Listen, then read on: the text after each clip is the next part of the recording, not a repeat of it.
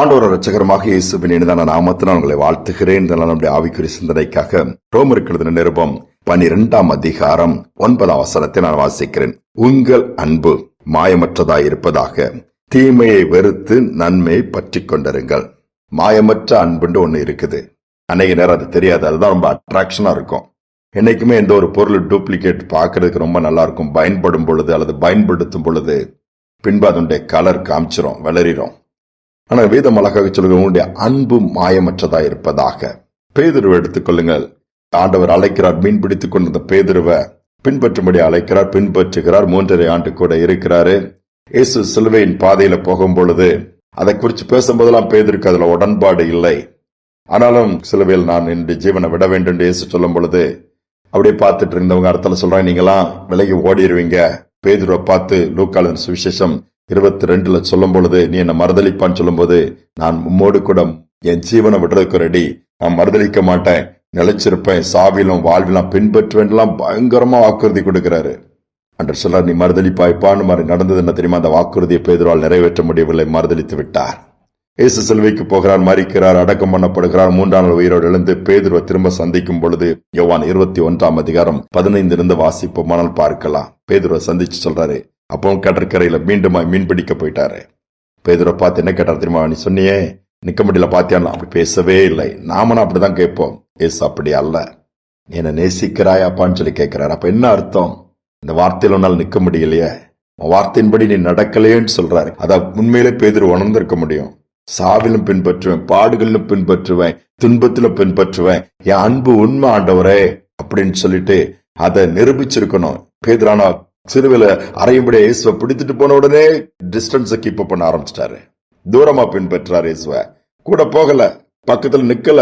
சிலுவைன்ற சில பெண்கள் கூட போய் நின்னாங்க தைரியமா. பேதுருக்கு அந்த தைரியம் கூட கிடையாது. பேசினார். இன்னைக்கு நிறைய நேரம் நிறைய காரியங்கள்ல நிறைய பேர் பிராமிஸ் பண்ணுவாங்களா, அது உலக பிரகாரமா, நான் பாத்துக்கிறேன், உன்னை செத்தாலும் நான் மறக்க மாட்டேன், உன்னை விட மாட்டேன், வாழ்க்கையே உனக்கு தான். இன்னைக்கு அதெல்லாம் மாறி போயிருந்த பாக்குறோமே. பேதுரு பின்வாங்குவது ஆண்டோடைய அன்பை பாருங்க. அந்த இடத்துல நீ என்ன நேசிக்கிறாயா? இன்னைக்கு நாம பாடுகள்ல ஆண்டவருடைய மேல் வைத்திருக்கிற அன்பு கூடுதா குறையுதா? உண்மையான அன்பு அந்த இடத்துல இன்க்ரீஸ் ஆகும். பாடுகள் பார்க்கும்போது தாண்ட அன்பை பாருங்க. பிள்ளை சிக்காயிட்டாங்கன்னா லீவ் போட்டுருவாப்ல. அன்னைக்கு ஆபீஸ்ல அல்லது எவ்வளவு பெரிய வேலை இருந்தாலும் சரி, பிள்ளைக்கு உடம்பு சரியில்லை நான் பார்க்கணும். அந்த பிள்ளை மடியிலே தூக்கி வச்சிருப்பாப்ல, தோல்லே தூக்கி போடுவாங்க. தான் சாப்பிடாட்டாலும் பிள்ளைக்காச்சு. அந்த அளவு அதான் உண்மையான அன்பு. நம்முடைய ஆண்டவரும் அப்படிதான். ரிச்சர்ட் பிராண்ட் ருமேனிய தேசத்தில் உள்ள போதகர் சிறையில் அடைக்கப்பட்டிருக்கும் போது இயேசுவின் அன்பை குறித்து சொன்னதுனால அவர் சிறைச்சாலையில் அடைக்கப்பட்டார். கொடூரமான பாடுகள். அவர் கூட ஒரு ரஷ்ய வாலிபனும் அடைக்கப்படுறான். கணுக்கு அளவு தண்ணி இருக்கும் அந்த சிறைச்சாலையில, அதுக்குள்ளதான் இருக்கணும். பயங்கரமான கஷ்டமான பாடுகள். அவர் வேதனை, அடி உத, டெய்லி அடிச்சு உதச்சு ஆண்டவரை மறுதளிக்க சொல்லி அவ்வளவு பாடுகள். ஆனால் இயேசுவை மறுதளிக்கல. இயேசுவை நேசிச்சாங்க, பாடி துதிச்சாங்க. ஒரு முறை கேட்கிறாப்புல அந்த காவலர்கள் அவங்களை அடிச்சு, இவ்வளவு பண்றோம்ப்பா, உனக்கு கொஞ்சம் வேணும், அந்த ஆண்டவர் மேல வெறுப்பு வரலையா? எங்க மேல எல்லாம் கோபப்பட மாட்டேங்கிறா, எரிச்சல் பட மாட்டேங்கிறா, அவ்வளவு காரியங்கள் எப்படி சகிக்க முடியுது?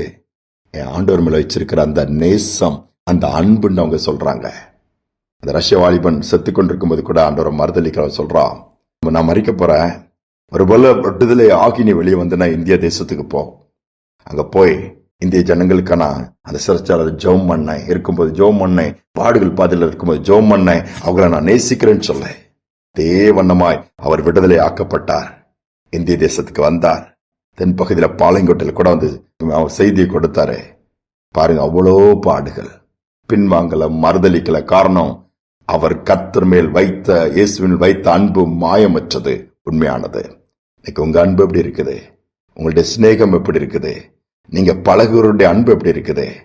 அன்புங்கிறது அதிகமா பேசாது, ஆக்ஷன்ல காமிக்கும், செய்து காமிக்கும். சும்மா ப்ராமிஸ் பண்ணிட்டு வாக்கு தத்துவத்தை கொடுத்துட்டு போவாது, அதை நிறைவேற்றும். நம்முடைய ஆண்டவர் அப்படித்தான். வாக்கு பண்ணினவர், வாக்கு மாறாதவர். மாய்மாலமான அந்த உலக அன்புல மாற்றிக்கொள்ளாதங்க, அதை சார்ந்து இருக்காதங்க. இயேசுவை உண்மையா நேசிங்க. அவருடைய அன்பு உண்மையான அன்பு.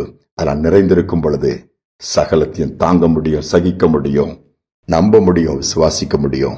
அவருக்காய் வாழ்க்கை கொடுத்து சாதிக்க முடியும்.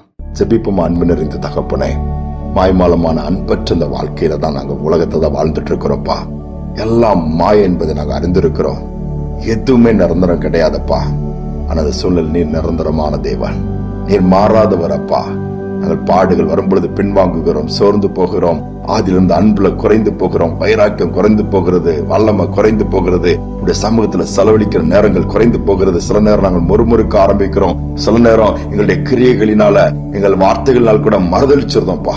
அப்படி அல்ல, முடிவு பரிந்தம் நிலைத்திருக்க, பாடுகளை சகிக்க, நம்முடைய அன்பினால் நிரம்பி இருக்க எங்களுக்கு அனுக்கிரகம் பண்ணுங்க. அவர்களோட பாடுகளின் பாதையில, நெருக்கத்தின் பாதையில, நீதி நிமித்தமாக, நிமித்தமாக, உங்களுடைய ஊழியத்தை செய்ய நிமித்தமாக போராட்டத்துல கடந்து போற பிள்ளைகள் அந்த நாளை நினைவு கூர்ந்து பலப்படுத்துங்கப்பா. உன்னத பலனை தாங்க, பெரிய காரியங்கள் செய்யுங்க. துதி கன மகிமைக்கு செலுத்துகிறோம். இயேசுவின் நாமத்தில் வேண்டிக் கொள்கிறோம் நல்ல பிதாவே, ஆமேன், ஆமேன். பாடுகளை பார்த்து பயந்து போயிடாதங்க. அதே மாதிரி உலகத்தார் சொல்லுகிற போலி வார்த்தைகளில மயங்கி போயிடாதங்க. நம்முடைய அன்பும் மாயமற்றதா இருக்கணும். இயேசுவை போல உண்மையான அன்பாக இருக்க கர்த்தர் கிருபை கொடுப்பார். இந்த சிந்தனையோடு இந்த நாளை தொடருவோம். மீண்டுமாய் நாளை தினம் சந்திப்போம்.